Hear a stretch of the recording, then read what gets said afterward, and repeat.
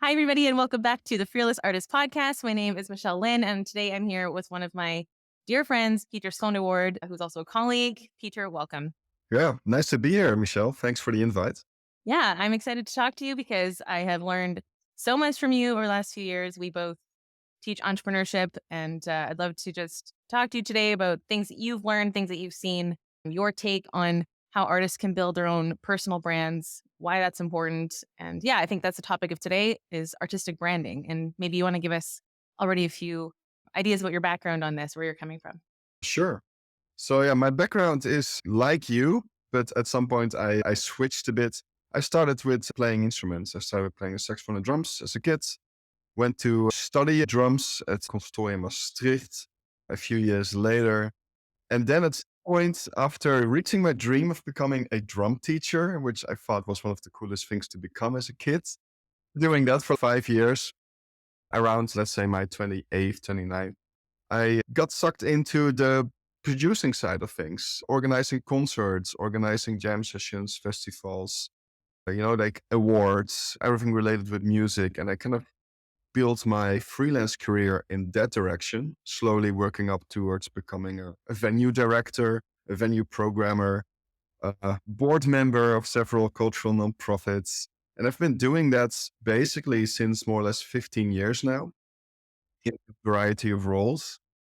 Interestingly enough, that passion for music and also the love for organizing and kind of bringing great music to people came together a few years ago, again in a new kind of career, which is teaching in higher music education. So I teach at Conservatorium Maastricht, where you also teach, and at Codarts Rotterdam, another school in the Netherlands, and I teach there music entrepreneurship. And that's what I'm still doing to this day. And besides that, I work as an artist coach and I help high performing jazz artists mainly with taking the next steps in their career. Yeah, I mean, you have such real world experience as you're describing. Like, you've had already such a huge career. You're based in the Netherlands. I didn't say that yet. And working as a venue director, programming bands. I mean, you've done the artist manager thing. You've seen it all on the ground. And so this is exactly why I think it's so important that you are teaching in higher education role, because you can literally tell the students like, hey, I know what's happening. I'm not disconnected from the music scene. I see what it's like on a daily basis. I see what the struggles are. I see what musicians need. I see maybe the disconnect between what the venues don't understand the musicians need, or what the public doesn't know what's going on behind the scenes of the musician. I mean, the public has a very different audience, or, if we're talking in the classical music world, people coming into a concert hall don't really have any idea what it takes to get the musician on the stage. I think there's a lot of old mindsets coming in where it's just maybe thinking it's really easy for people to get booked, or things just kind of happen. And there's like, there's like this whole world that goes on behind it. So I think it's so valuable for you to have all of this experience. And now you can actually talk to the students also, because so much is changing. And I'll let you get into that. But, you were sharing with me before we started about AI, how that's changing things, or like the digital world. I mean, even the fact of like social media coming into play just in the last 10 years, let's say, of like how to build an artist up and get people knowing about them, as opposed to like the typical route. So what are some of the real world experiences that you've had that you think have been so helpful as you've pursued your new career in higher education? First of all, really understanding the organizational point of view. So, what does it take for a festival or a venue to put a concert on the map and get it organized and in front of the audience? Organizing what they need to do their work effectively.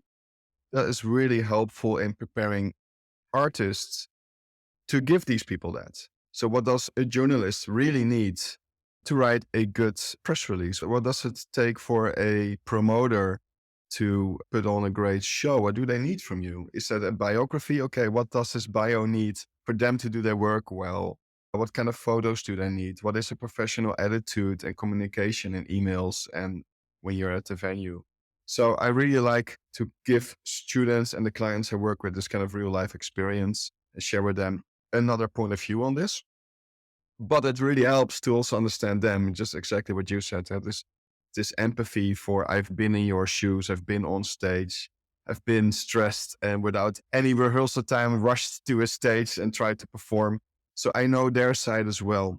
And I think I can, because of that, um, give a bit more context, and I get their credibility, I think, as well. I think they look at me with a more sense of he knows what he's talking about because he's been in my shoes. Yeah, definitely. This all comes back to the main theme, I think, of the fearless artist is things we didn't learn in school. Because I think what you're describing when you say, what does a journalist need? What does a presenter need? I mean, that is probably nowhere near on the minds of a classical musician. And you can, of course, speak from your experience with like jazz and pop students or people who are building their freelance careers. Are they thinking like this? Should they be thinking like this? Why is that important? I think there's this mindset of just like, let them deal with it. I need to focus on practicing, preparing, which is a very valid and definitely a big need. But why is it important for them to have this understanding of what it takes to kind of, let's say, get booked or to have good working relationships with the presenter, the journalist, all this other side of it? I think we've both kind of been here in the sense of when I graduated, entrepreneurship or career advancement programs were really not the norm yet. So this was around 2008. So most people I knew that graduated around then either were already completely in a circle and having enough performances and maybe already teaching and doing some other career activities that generated income, or if they just focused on their studies and not really took any steps into the outside world, kind of landed in this black hole. And I was always kind of proactive besides school with busy in the real world and having gigs and making connections and volunteering at music venues and trying, learning steps along the way during my studies. But if you didn't, and this was not encouraged necessarily by the teaching faculty, right? So if you didn't, that presented a real big problem with, okay, I'm graduated now. What's next? How do I generate income? I wanted a musician, but I'm not performing. I'm not recording. I'm not, probably maybe not even teaching or anything like that. So you don't really feel like a musician. And then you see people maybe after 1 or 2 or 3 years of this get themselves together and get their career moving, or they might switch to something completely different and give up.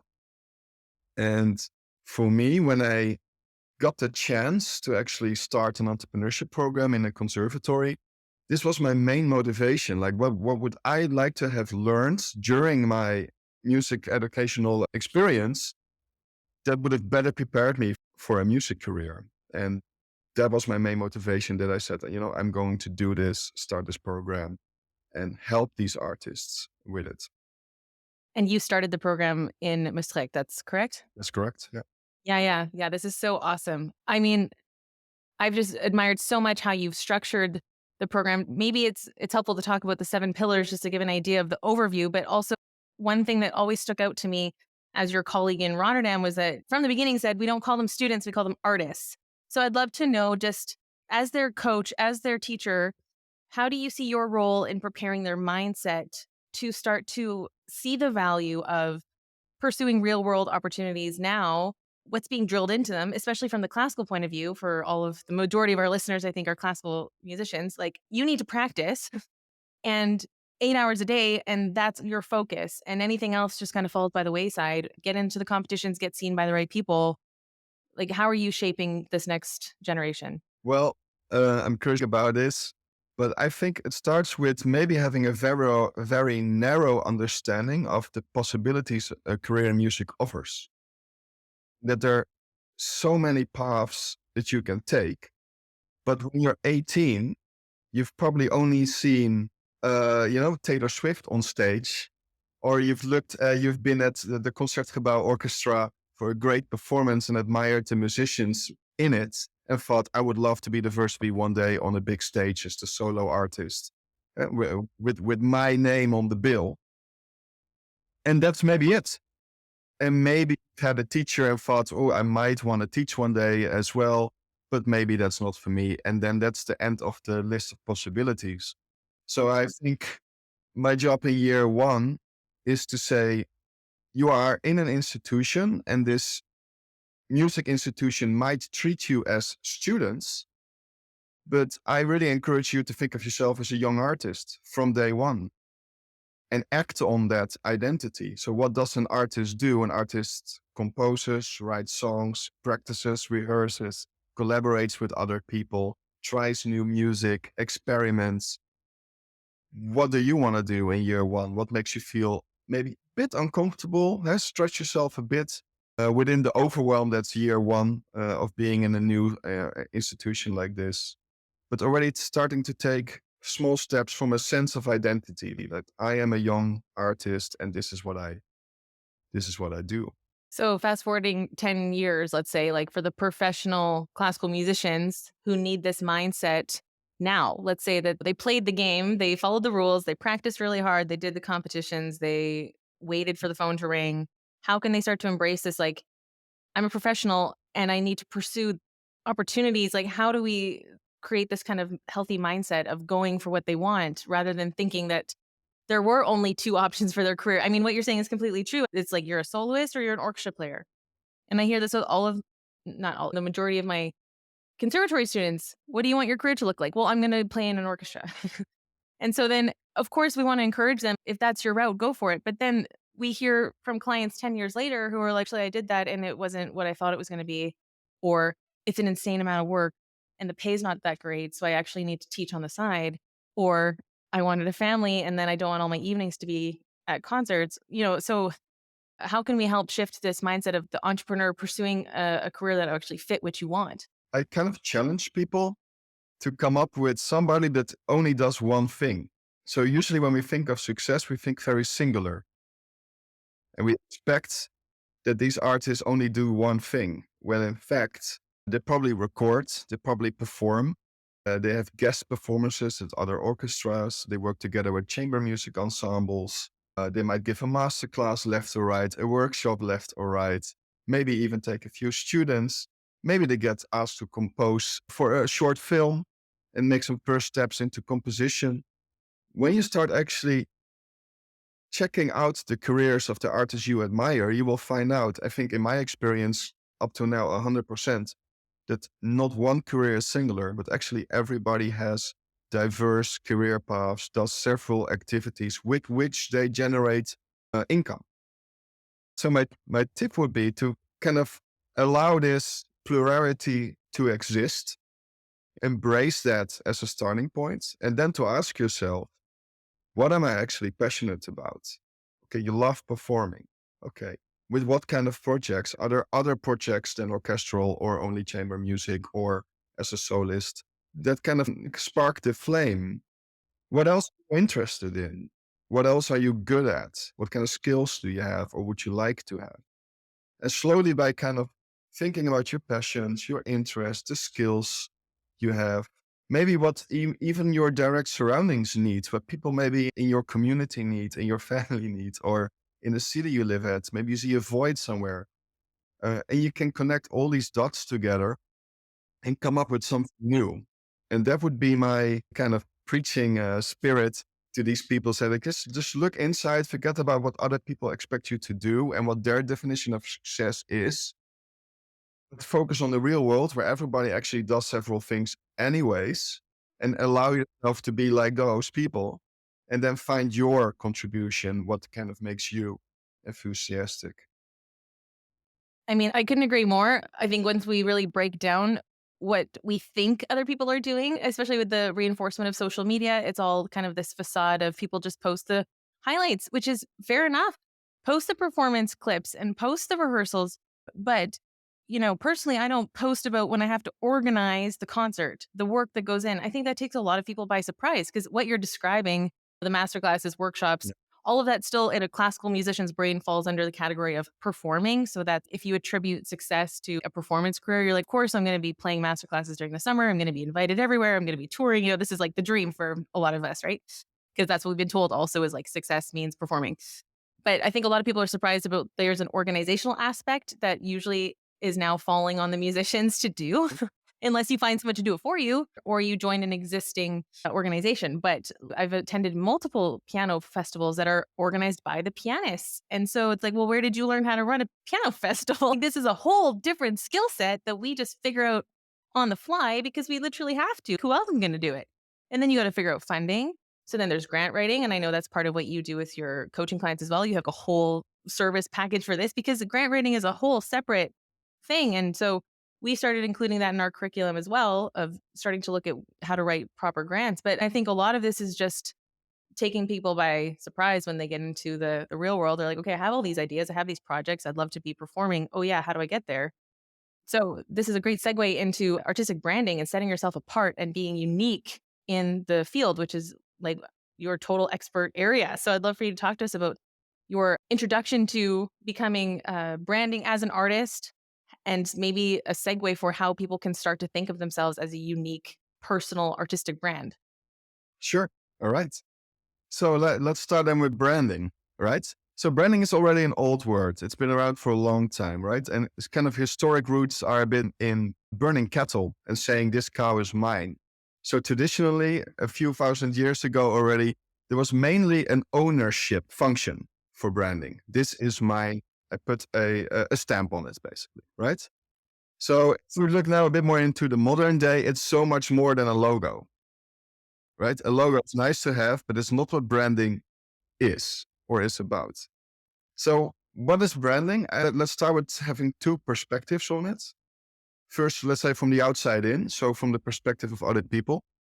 I like as a way of thinking about it as the set of perceptions, emotions, expectations people have, memories people have about you, the stories they have about you as an artist. So, basically, what people think and feel about you, right? So, branding is in the eye of the beholder. Okay. So it's kind of like your reputation or It's something. your reputation, but then with everything that comes with it, right? Also, the gut feeling, not just do they know your name, yes or no. So, it's really a bit more about it. It's kind of what do people expect when they come to your live performance? Do they expect something intimate, personal? I'm just kind of thinking of what I would expect from your live performance, Michelle. But I would expect something intimate and personal with some storytelling, right? Some jokes, some humor in it. And a positive, let's say overall, a kind of an optimistic, positive vibe to it, right? That's what I would expect from you. And that's branding. And then if I look at somebody else, I might expect the total opposite. And then if you really don't deliver that, then you can say it's somebody's on brand or off brand. So from the perspective of the artist, I see branding more as giving a promise. If you interact with me, if you engage with me, if you come to my show, if we work together, collaborate together, if you hire me as a band leader, right? The experience is going to be like this. And this is where these two meet. You're sending signals out. Some people pick a few of these signals up and they form an opinion on you. That's what you don't have under control. What they think and feel about you, you can only control your contribution to that process. And that's what branding is all about, sending out the right signals. Branding is a promise. I've never heard it explained like that. And I love that because that indicates trust. When the promise is delivered and your audience has the experience that they anticipated based on what you're saying, they picked up the signals that you were giving out. Yeah. They could assume how the experience would be, or they've already seen you in concert and they come back because they enjoyed the first time and that promise is delivered. So that's creating trust with your audience. And of course, we know trust is the most precious thing that we can build. Okay, I love that. Okay, so what do you tell classical musicians who have no idea how to create some kind of artistic brand? So to say it's a promise, right, is not necessarily very tangible and helpful in a very concrete sense, right? So it's a great starting point as a meta version of branding, where we have to make it more concrete. So if we say branding is the creative and personal expression of your identity in actions, which can include what you say on stage, right? What you post on social media, anything that has an activity involved, your Hmm. words. So your words, as in what does your biography say about you? What do you say on your Spotify profile, your Instagram bio, like everything where you use words in a press release about your new upcoming album or concert series. What do you say about it? Which words do you choose? And the third one for me is everything that has to do with imagery. So photos, videos, and everything visually included in that. So your artwork, the colors you use, what you wear as clothes, the position, everything that has to do with visual communication. Those three, so your actions, the words, and the imagery, all combined, is what shapes your brand. So on those things, you can start to creatively work as an artist. I love that. Actions, words, and visuals. Yeah. I think speaking from classical musicians, I think we have underestimated the power of visual branding because we've been taught concert black. And then cool people like Yu Wang started showing up, and then everyone, rips her to shreds because she actually has some kind of individuality with her wardrobe, and everyone starts, hemming and hawing over, is this acceptable? And it's taking away from the art and it's distraction. And so there's been a lot of discussion over what's acceptable or not because we're all just too serious. All of us classical musicians, we're all way too serious. We're not cool like the pop kids. The one guest lecture I gave for your pop class, these students, artists walked in and I was like, whoa, you guys are definitely not classical musicians. They were so cool. They all had their hair all styled and their outfits. Yeah. Like, we need to learn so much from your world. Okay, so visual, yes, deciding it's especially with, chamber music groups, there you have more leeway, but in an orchestra setting, it's black on black. So, tell us more about the actions and the words. I heard you mentioning, like, all the professional platforms that you want things to kind of align, Yeah. but a lot of people are saying, "What do I even talk about? What do I post?" Like, I just play. Do I just post my playing on Instagram? How do I interact with people in a way that reinforces my brand? A lot of musicians are still getting comfortable with actually talking to the audience. That's also kind of a no. I think what I'm hearing in myself is we're coming up against a lot of old school mentalities of what classical musicians are like quote allowed to do. I know a lot of them who are uncomfortable talking to the audience. A lot of them are uncomfortable posting their playing because they're going to get criticized or judged by their colleagues. The fashion thing I already mentioned. So, how are you considering these things? So if you put these all together, if I just listen to you, it sounds like a whole mountain to climb. And this can scare people off, right? If you say all the things you have to have in order, people might just walk away and not reach Hmm. with it. So what we have to do is exactly the question you are asking me is like, how can we make this kind of smaller, create an overview in a sense of, oh, I can do this step and then this step and then this step. So for me, the first starting point is language.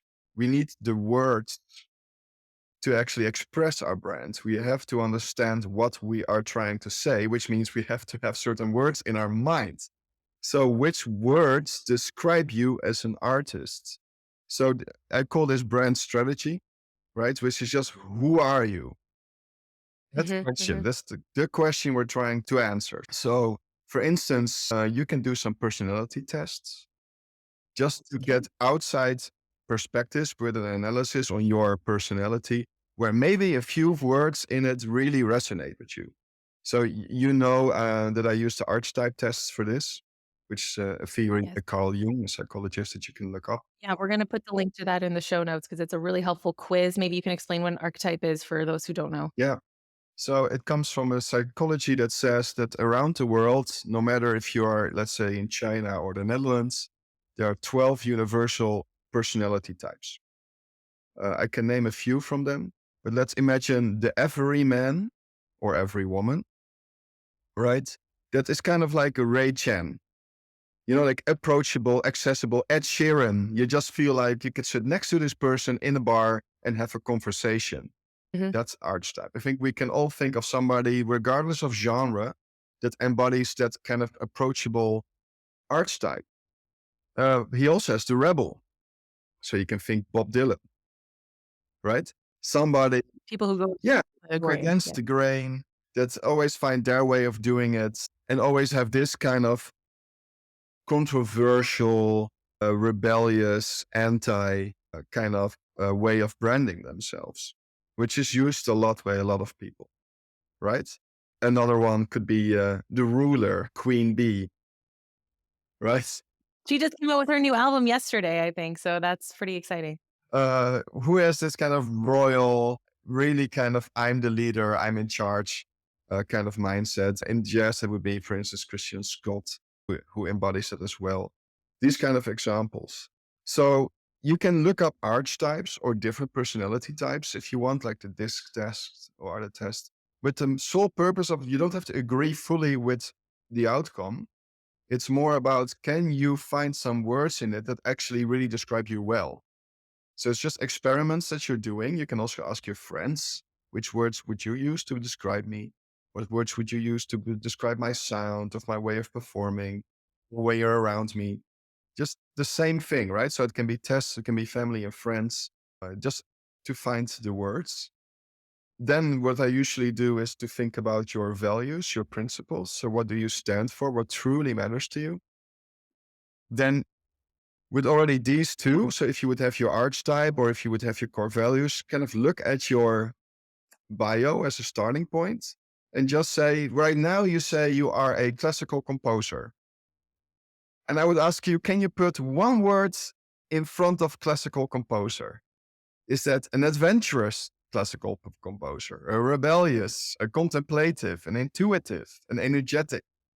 What is the words just to start playing with it that would give more color to your personality in this very functional bio that you probably have at the current moment?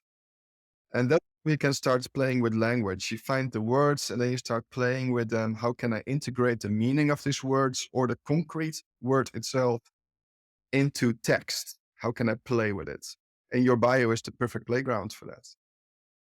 Oh my gosh, I love this because my brain just went in 100 different directions when you said adventurous, curious, playful, intuitive. I mean, immediately you have a different vision of what that artist is or the composer, as you were saying.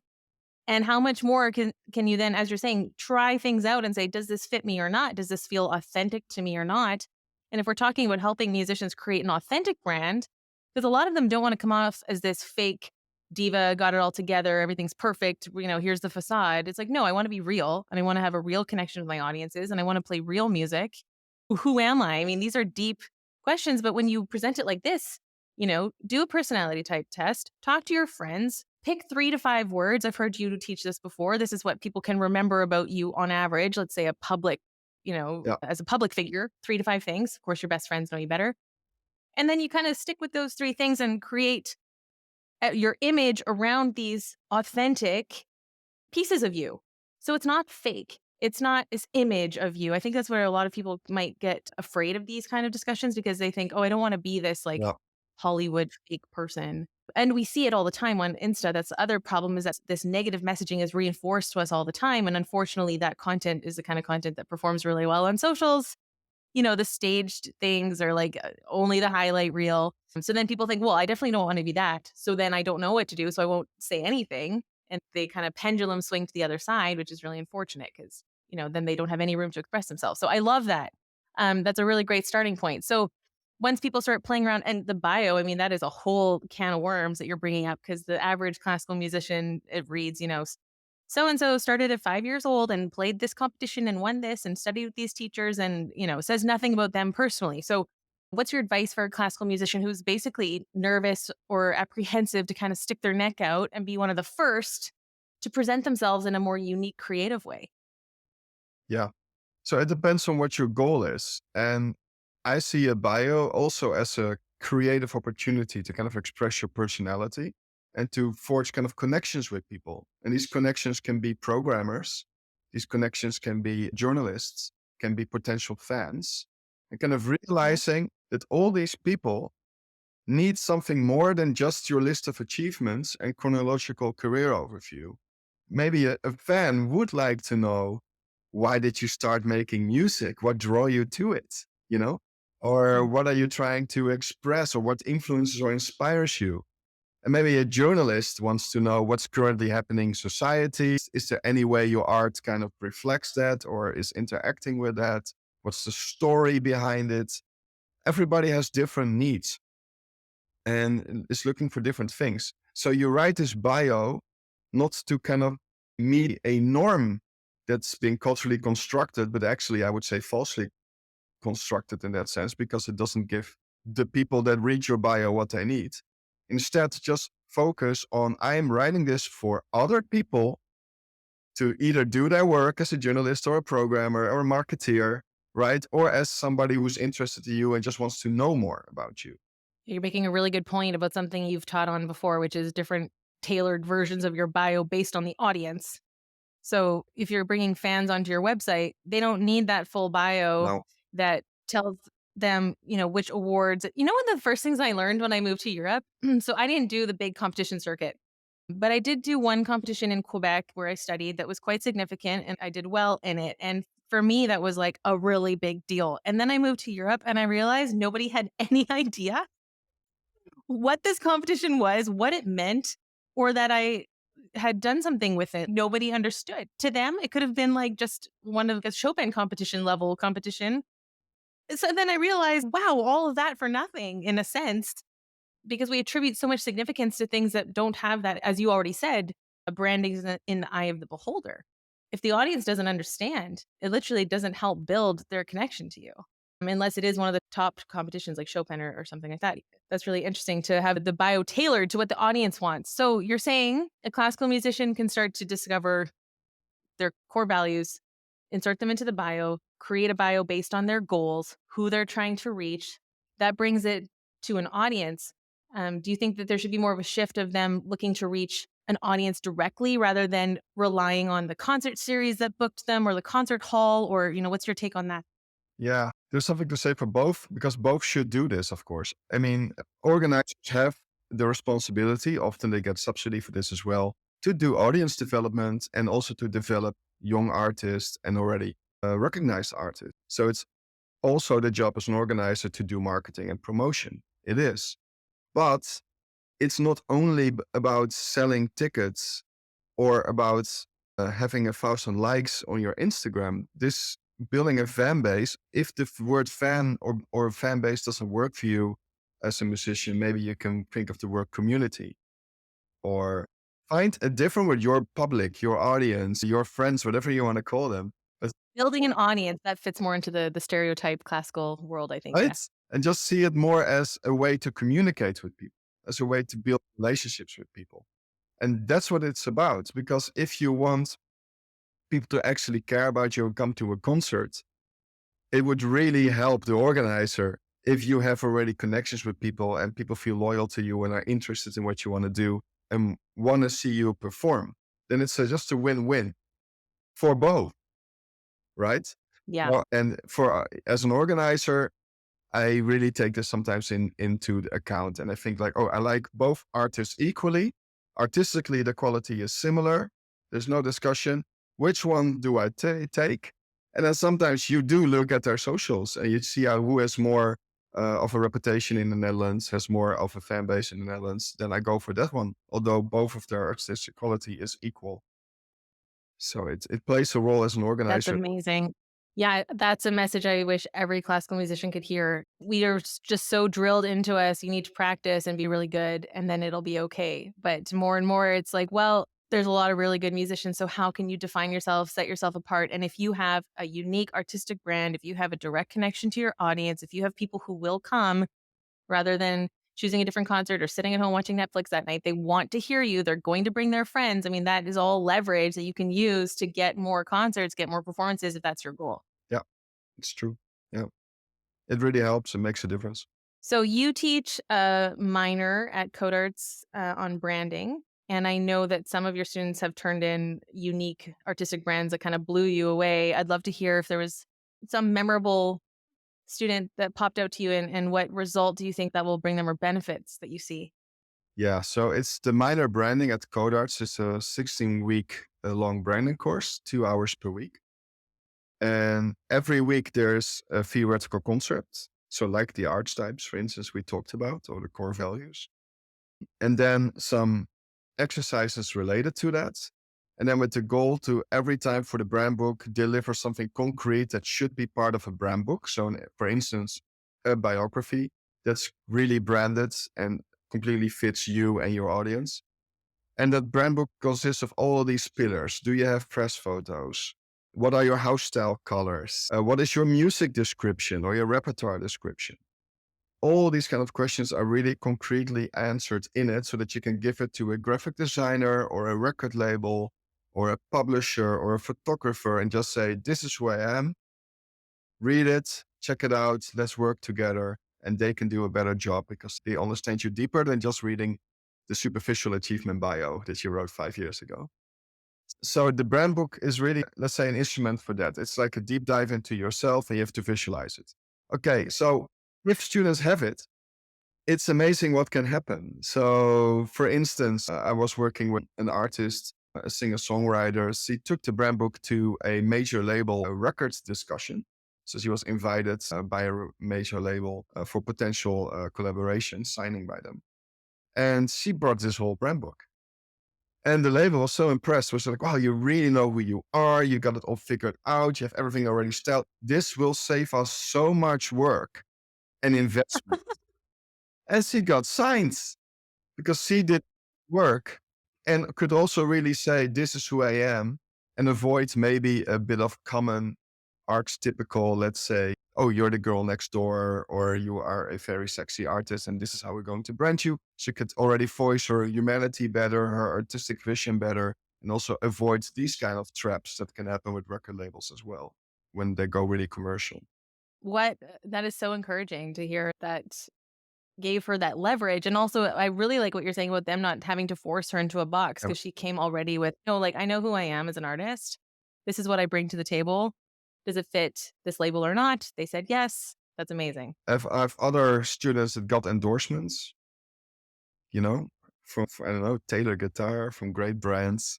That it just becomes very clear for other people what you stand for, and that makes it for industry players like record labels or publishers or managers or booking agents or companies like instrument builders, etc. It becomes very clear what you stand for. Then also easier for them to find you and to say, "Oh, our Yeah, values, what we stand for, aligns with yours. Hence, it's logical that we work together."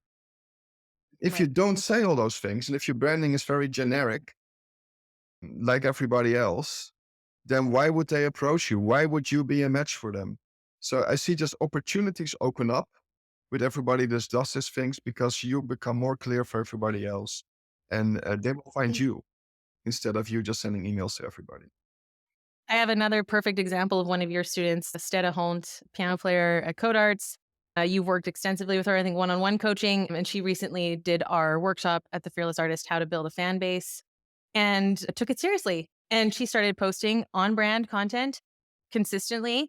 And we were just talking about people will find you. She was reached out to by Keihard Klassiek, which Yeah, is in Utrecht, yeah, a big podcast, and they brought her on for a live interview podcast, also with Weeby, who is a super famous pianist. And they were showing this contrast between a pianist at the beginning of the career and a pianist further along in their career. She got this massive opportunity and exposure and visibility because of her socials, because she was connected to her brand. You know, kudos to you for investing and teaching this to so many young artists who are then doing the work and saying, okay, let's try this. And look what can happen. As you're saying, opportunities will find you. what I like about the example you just mentioned is that from the inside out with the branding, we kind of discovered something that she almost thought as something she never considered for her artistic career, which is just that she has this ability to see colors when she hears music, right? For Synesthesia. her, this was just synesthesia, exactly. This was just separated from her artistic career. She was, I'm a classical pianist. I have to just play the Schumann and play all the repertoire. And she never considered that she could really work with this other talent of her, namely that she sees these colors. And now it kind of fueled her and gave her the confidence to start writing her own compositions. And really from this inside out approach, like what are your skills? What else do you bring to the table? What are you interested in? Yeah, I'm actually also interested in kind of minimal music and these composers and that kind of thing. Why don't you start composing and maybe record a bit and just develop this career path and see where it takes you?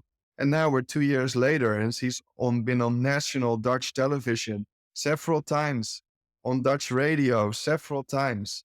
And it's just, she has gigs with it. She has now collaborations with theater makers and completely different art disciplines that are finding her and find it interesting. And are like, we want to work with you together. And she's now even improvising in kind of a theatrical context, which she thought a year ago she would never, ever do. So it's just Yeah. expanding and expanding. And I think this is it if you really kind of look deeply into yourself and also then have the courage, of course, which she has, to act on it. Huh? I think we would call that the fearless mindset. Yes, she definitely has it. Sarah, if you're listening, we're proud of you. As your teachers, we are very proud of you. Okay, looking ahead, Peter, you've given us so much wisdom today.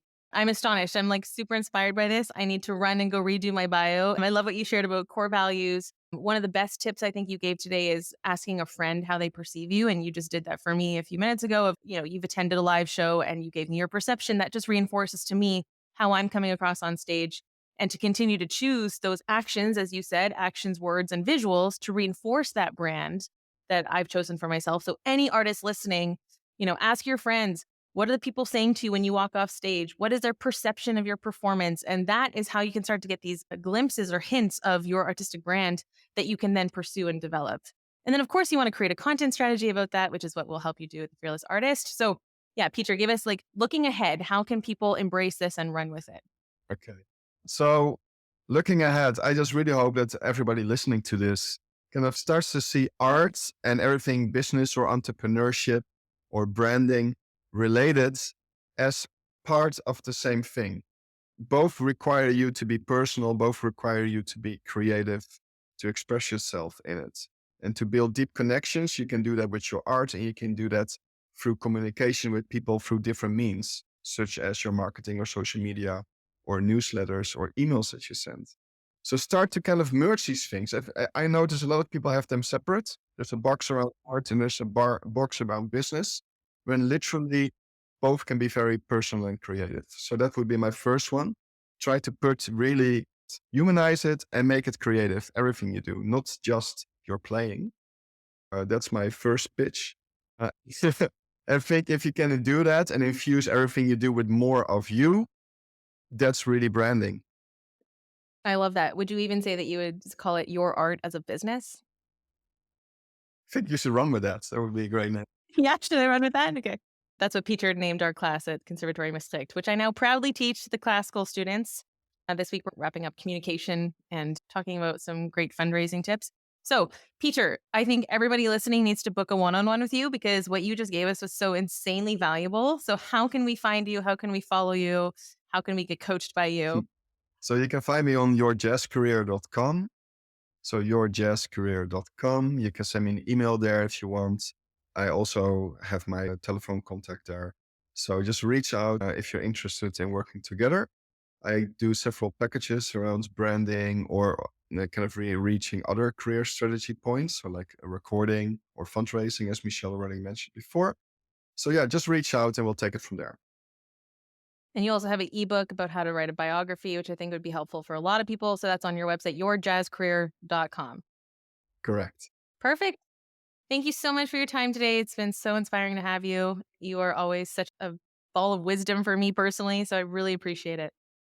Thanks, Michelle. And you too, eh? You're really inspiring me as well with everything you're doing and our podcast. It's great. Right. Yes. Yes. Thanks everybody for listening. And we'll see you next time at The Fearless Artist.